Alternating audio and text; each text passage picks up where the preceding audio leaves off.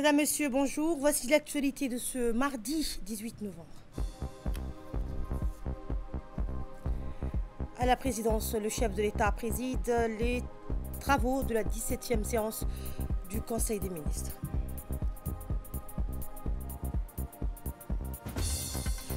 En santé, lancement de la 3e édition du Forum africain pour le renforcement de la chaîne d'approvisionnement des produits de santé. Et à Gaza, le Conseil de sécurité adopte la résolution américaine soutenant le plan Trump alors que la situation humanitaire continue de se détériorer. Sous la présidence du chef de l'État et chef du gouvernement, Ismaël Omar Guelleh, a eu lieu ce mardi 18 novembre 2025, la 17e séance du Conseil des ministres. Ont été examinés les textes suivants. Première question, communication sur l'élaboration du schéma directeur d'aménagement et d'urbanisme de l'agglomération de Djibouti. La ministre de la Ville a fait une communication sur l'élaboration du nouveau schéma directeur d'aménagement et d'urbanisme de l'agglomération de Djibouti. Dans le cadre de cette communication, elle a rappelé que la ville de Djibouti connaissait ces dernières années une croissance économique et démographique soutenue, rendant indispensable la mise en place d'un nouveau schéma directeur davantage moderne et plus cohérent. La deuxième question portant sur le projet du budget de l'État pour l'exercice 2026 est présenté en équilibre et arrêté en recettes et en dépenses à un total de 172 milliards 300 millions 261 260 francs. Ce budget 2026 est en progression de plus 1,0% par rapport à la loi de finances rectificative 2025. L'élaboration de ce budget 2026 s'inscrit dans une dynamique de consolidation des équilibres budgétaires tout en réaffirmant les orientations stratégiques majeures du gouvernement. Il vise également la stabilité globale, la maîtrise de la masse salariale ainsi que des dépenses de matériel et la dynamisation des investissements. La troisième question, projet de loi portant approbation des comptes financiers de la centrale d'achat des médicaments et matériels essentiels à CAM pour l'exercice 2024. Les comptes financiers 2024 de la centrale d'achat des médicaments et matériels essentiels sont arrêtés en produits. Les produits s'élèvent à 1,49 milliard de nos francs, composés principalement des ventes de médicaments et matériels médicaux. 1,27 milliard de nos francs et de la subvention de l'État, 220,8 millions de nos francs. Quatrième question, projet de loi approbation des comptes financiers de l'Université de Djibouti pour l'exercice 2023. La cinquième question, projet de loi portant approbation des comptes financiers de l'exercice 2024 du Diwan des biens et WARF. La sixième question, projet d'arrêté portant affectation d'une parcelle de terrain au profit de l'aéroport international Hadj Hassan Goulet d'Abtidogne. Septième question, projet d'arrêté portant accordant la distraction d'une parcelle de terrain au profit de la Fédération djiboutienne de football à Nagad. La huitième question, projet d'arrêté portant attribution d'une parcelle de terrain à PK13 au profit de la société Lindon Steel Factory Sarl. Neuvième question, projet de décret portant nomination. Sont nommés Mme Fatouma Mohamed Abdillahi, conseillère technique du Premier ministre. M. Youssouf Abdi Hussein, conseiller technique du ministre du Budget. M. Abdelghadir Ahmed Abdelghadir, conseiller technique du ministre de l'Éducation nationale et de la formation professionnelle. M. Ahmed Gaba Omar Abdelghadir, conseiller technique du ministre de la ministre de la Femme et de la Famille. Dr Ibrahim Abdou Ali, secrétaire exécutif des réformes des finances publiques. M. Abdi Hassan Ahmed, préfet de la ville de Djibouti. M. Abdi Sikia Rayad, conseiller technique du ministre de l'Éducation nationale et de la formation professionnelle. Et enfin, M. Ibrahim Younis Omar, directeur général de l'Autorité nationale de cybersécurité, l'ANC. Communication en fin de séance, le ministre des Affaires étrangères et de la coopération internationale, porte-parole du gouvernement, a fait un compte-rendu sur la délégation conduite par le président de la République de Djibouti à la cérémonie d'inauguration du Grand Musée égyptien qui s'est tenue le 1er novembre dernier. Le ministre des Affaires étrangères a fait également un rapport sur la visite officielle effectuée au Qatar du 26 au 27 novembre 2025. À l'issue des discussions, 2 mémorandums d'entente ont été signés. Le ministre de l'Éducation nationale a fait un compte-rendu de la 43e session de la conférence générale qui s'est tenue du 30 au 7 novembre. La ministre de la Jeunesse et de la Culture a également fait un compte-rendu de la 5e édition du Forum panafricain de la jeunesse tenu à Djibouti du 4 au 6 novembre 2025. Le ministre du Commerce et du Tourisme a fait un compte-rendu des conclusions de la 26e Assemblée générale de l'ONU qui s'est tenue du 9 au 13 novembre dernier à Riyad. Le secrétaire d'État chargé des sports a également fait un compte-rendu de sa participation à la 6e édition des Jeux de la solidarité islamique qui s'est tenue du 6 au 13 novembre 2025 à Djidda. Et enfin, le ministre des Affaires musulmanes et des biens Waqf a fait un rapport sur la 5e conférence et l'exposition internationale du Hajj ainsi que la signature de la convention du Hajj 2026 qui s'est tenue du 9 au 17 novembre à Djeddah. Dans le reste de l'actualité, la 3e édition du Forum africain pour le renforcement de la chaîne d'approvisionnement des produits de santé, FARCAPS, a levé le rideau ce matin au Kepensky Palace Hotel. Sous le regard attentif du ministre de la Santé, Dr Ahmed Rab Abdilé, une ouverture qui donne le temps, celui d'un continent en quête de souveraineté sanitaire. 20 pays, près de 300 participants, des experts venus des 4 horizons africains. FARCAPS 2025 a rassemblé cette mosaïque de compétences pour 3 jours d'échanges serrés où l'on parlera moins de constats que de solutions. Les débats permettent d'être francs, interactifs, nourris de cette volonté commune de repenser la manière dont l'Afrique sécurise ses médicaments, ses équipements, sa capacité même à répondre aux urgences. Au centre des discussions, une idée simple mais exigeante, construire une Afrique pharmaceutique souveraine, inventive, capable d'anticiper plutôt que de subir. Le forum veut être plus qu'un lieu de parole, un espace où l'on compare les expériences, où l'on affine les stratégies, où l'on ose réimaginer les centrales d'achat pour les arrimer aux réalités socio-sanitaires et sécuritaires du moment. Le président d'Arcam a souligné l'importance de renforcer la coopération entre les centrales d'achat africaines pour une Afrique pharmaceutique plus forte. On l'écoute. Et le ministre de la Santé a réaffirmé l'engagement de Djibouti pour une chaîne d'approvisionnement pharmaceutique plus sûre et plus intégrée. C'est un insigne honneur pour moi, en ma qualité de ministre de la Santé de Djibouti, de vous souhaiter la plus chaleureuse des bienvenues. Marhaba, à l'occasion de l'ouverture du Forum africain sur le renforcement de la chaîne d'approvisionnement des produits de santé, qui fait suite à la tenue ici à Djibouti de la 25e Assemblée générale de l'ACAMI. Votre présence nombreuse et des si hauts niveaux témoigne de l'importance cruciale que revêt la thématique de ce forum pour l'avenir sanitaire de notre continent. Aussi, au nom de son Excellence Ismaël Omar Guelleh, président de la République de Djibouti, chef de gouvernement, du personnel de santé de mon pays, en mon nom propre, je vous dis bienvenue à Djibouti, bienvenue chez vous. Mesdames et messieurs, les chaînes d'approvisionnement en produits de santé constituent l'épine dorsale, invisible mais absolument vitale de nos systèmes de santé.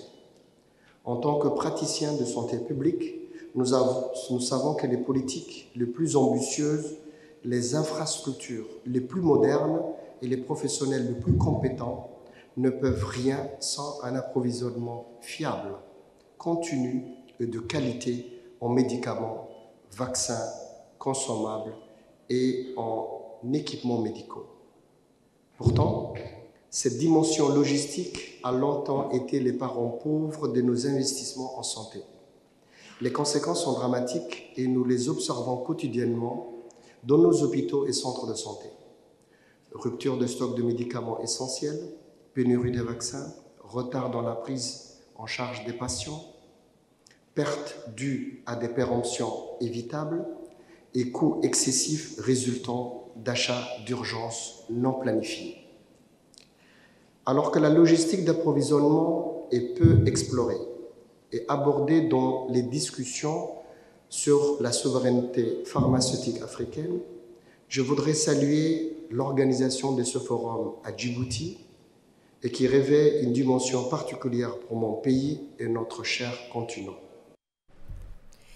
Et les participants venus de plus de 20 pays ont partagé leurs impressions sur ce forum, mettant en avant le partage d'expériences et la coopération pour sécuriser les approvisionnements en produits de santé.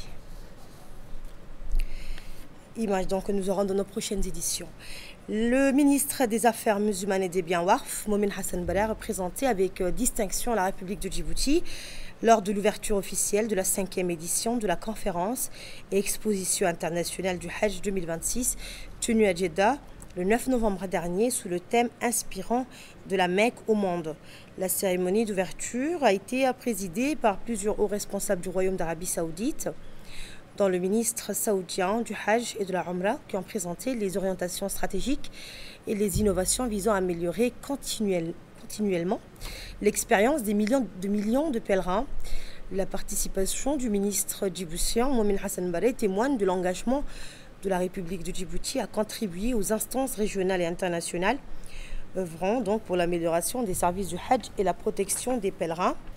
Le point fort de la participation djiboutienne a été la rencontre bilatérale entre le ministre djiboutien Momin Hassan Barre et le ministre saoudien du Hajj.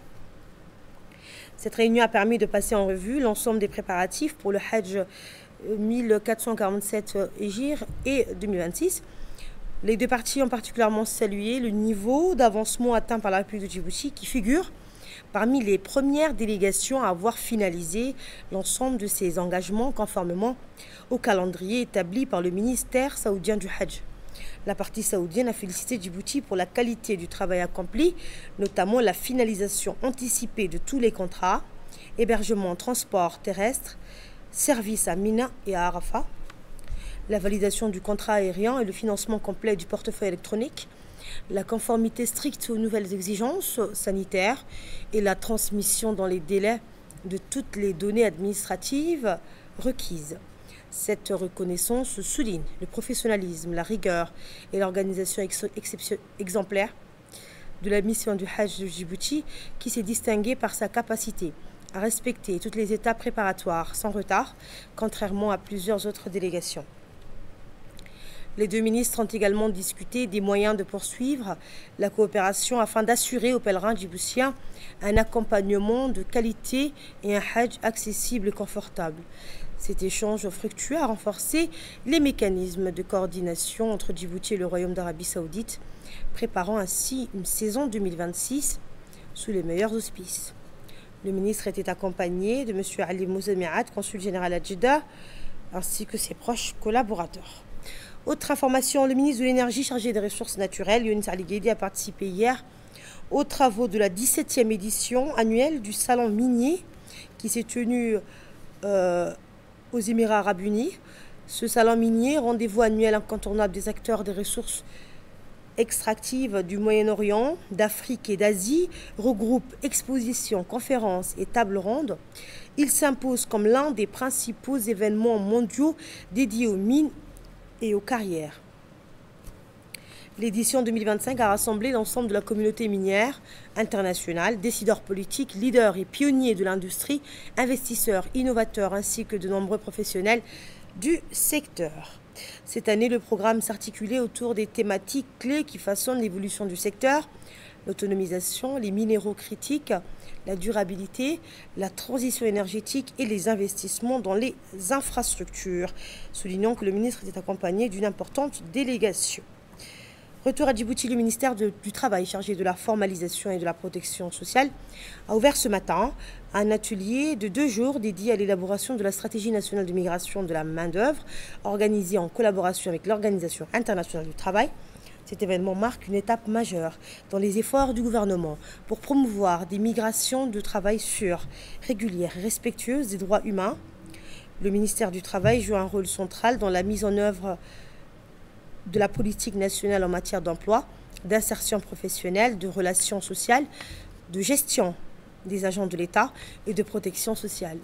Il conçoit et veille à l'application des lois relatives aux droits des salariés et à la formalisation du travail, confirmant ainsi la dimension essentielle et polyvalente de sa mission.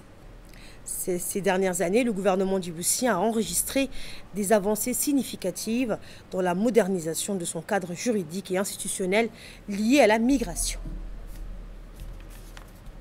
Important dans le développement mondial. Au cours de mes voyages à travers le monde, j'ai pu constater à quel point les pays bénéficient de la contribution inestimable des migrants à la communauté. J'ai vu comment les migrants et la diaspora ont apporté des cultures et des compétences diverses pour développer nos communautés, stimulant notre économie en payant des impôts locaux qui profitent à tous. Nous avons tant à apprendre les uns des autres, mais la migration doit être mieux gérée afin d'éviter l'exploitation et de permettre aux pays d'accueil d'absorber les migrants à un rythme qu'ils peuvent supporter. C'est pourquoi le programme britannique pour une meilleure gestion régionale des migrations, BRMM, collabore avec ILO et Djibouti pour aider à atteindre cet objectif. Et les partenaires techniques et financiers, à l'image de l'OIT et de l'Union européenne, ont tenu à affirmer leur appui à la mise en place de cette nouvelle stratégie nationale. Écoutons leur déclaration.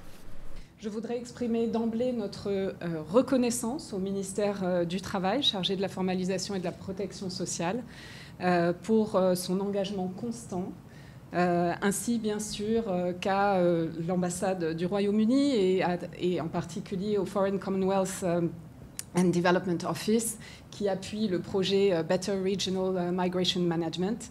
Également le gouvernement suédois, qui a appuyé une partie de ce travail à travers le Joint Labour Migration Programme. Et je tiens aussi à saluer donc la présence de l'Union européenne et de l'IGAD. Nous essayons toujours de créer des synergies et l'Union européenne soutient un projet important de structuration de la gouvernance des migrations de travail dans l'IGAD. Depuis sa création, l'OIT a placé la mobilité de la main-d'œuvre au cœur de son mandat. Vous savez que nous sommes une organisation centenaire créée en 1919.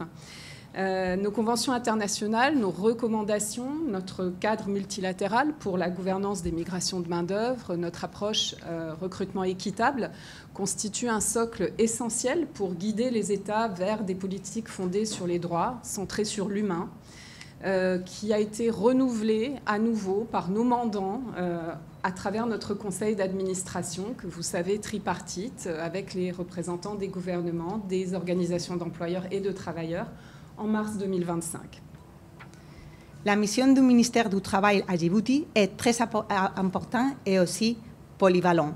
Entre autres, est chargée de mettre en œuvre la politique du gouvernement dans les domaines du travail, de l'emploi, de l'insertion professionnelle, des relations sociales, de la gestion des agents de l'État et de la protection sociale.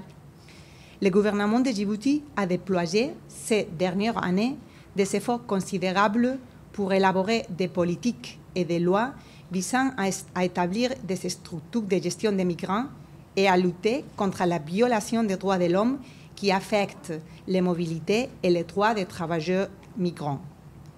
Le Code du travail contient toutes les procédures et réglementations relatives à l'emploi des travailleurs migrants à Djibouti. Cependant, il ne concerne que les travailleurs migrants réguliers, c'est-à-dire ceux qui ont des papiers officiels, tant pour l'entrée dans des pays que pour l'autorisation de travailler. Le Code du travail omet donc la grande majorité des travailleurs migrants qui ont généralement un statut de migrants irréguliers et travaillent le plus souvent dans le secteur informel. Et de son côté, le secrétaire général du ministère du Travail est revenu sur les enjeux de cet atelier et les ambitions portées par le gouvernement. On l'écoute. Avec l'assistance des partenaires au développement, Djibouti est engagé dans un processus d'élaboration d'une stratégie de migration de main-d'œuvre prônant les valeurs du travail décent et respectueuse des droits humains. La République de Djibouti mène une politique d'ouverture, d'accueil et d'intégration à l'endroit des migrants légaux qu'elle considère comme une opportunité, un moyen de favoriser le développement et la prospérité du pays. Malgré ces modestes moyens, le pays a émis des lois qui accordent les mêmes droits aux migrants par rapport à ses ressortissants en leur permettant l'accès aux services publics, santé, éducation, protection sociale, marché du travail. Djibouti affiche également un taux de sous-emploi élevé et un secteur informel prédominant. L'intégration des migrants et des réfugiés dans le marché du travail à travers les normes et les valeurs du travail reste une préoccupation et un défi permanent.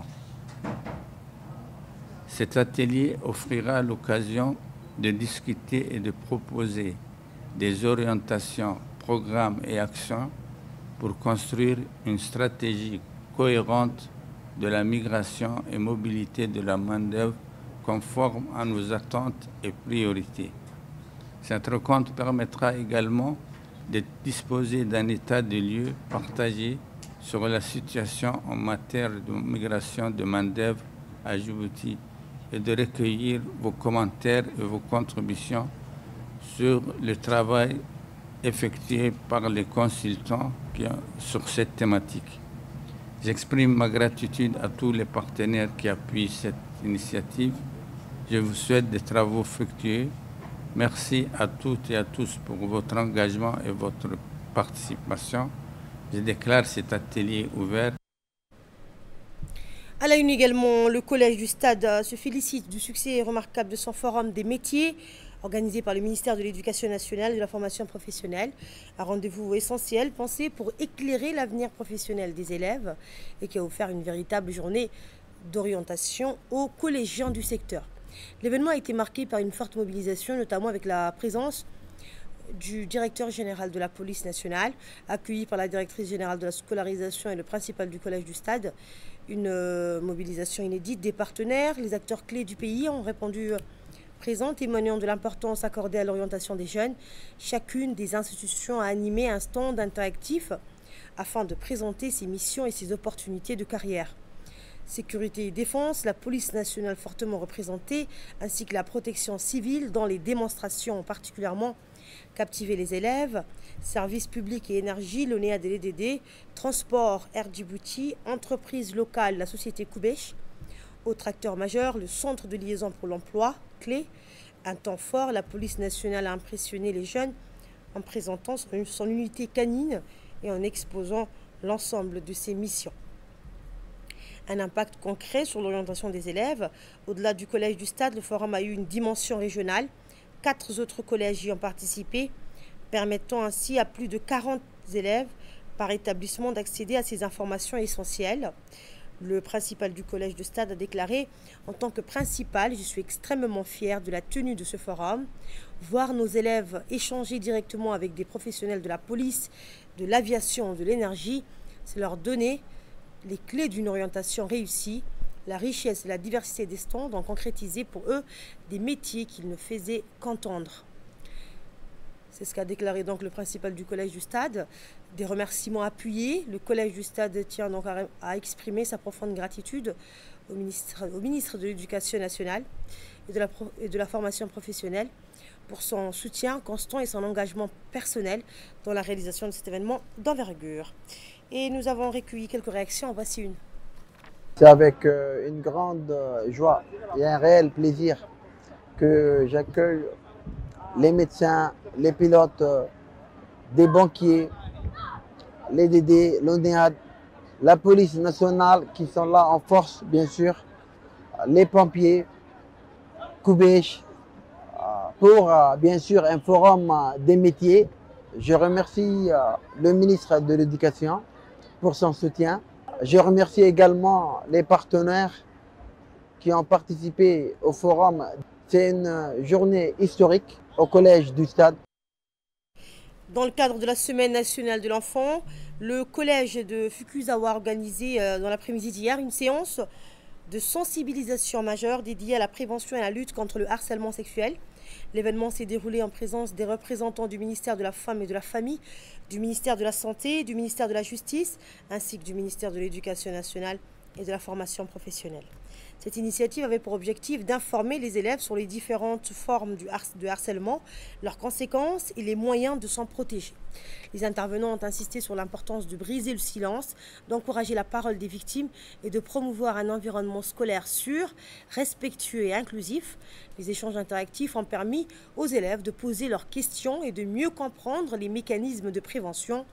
Cette action s'inscrit dans un effort national visant à renforcer la protection de l'enfance et à sensibiliser la population au danger du harcèlement sexuel, un phénomène encore trop répandu et souvent sous-déclaré. Nouvelle performance remarquable pour Djibouti aux Jeux de la solidarité islamique de Riyad. La 6e édition des Jeux de la solidarité islamique actuellement en cours à Riyad, en Arabie Saoudite, réunit 57 pays autour de 21 disciplines sportives. Autour donc de 21 disciplines sportives. La République de Djibouti y participe activement, notamment en athlétisme, discipline phare du pays. Lors des épreuves de fond, Mohamed Ismail s'est illustré en remportant la médaille d'argent sur 3000 mètres. De son côté, Sami Hassan a également hissé donc haut les couleurs nationales en décrochant la médaille de bronze sur les 10 000 mètres dames. Le secrétaire d'État chargé des sports a salué ses performances, soulignant donc la constance de Djibouti dans les disciplines de fond sur la scène internationale. Le Conseil de sécurité des Nations Unies a adopté une résolution considérant l'autonomie du Sahara occidental sous souveraineté marocaine comme la solution la plus réaliste au conflit de 50 ans et appelant les parties à entamer des négociations sur cette base. La résolution, soutenue par 11 des 15 membres, renouvelle le mandat de la mission de maintien de la paix et fait référence au plan d'autonomie proposé par le Maroc en 2007. Le roi Mohamed VI a salué la décision, affirmant que le Maroc allait approfondir son initiative d'autonomie et remerciant plusieurs pays pour leur soutien à sa souveraineté sur le Sahara occidental. Et c'est tout pour cette édition de 15h. Merci de votre attention.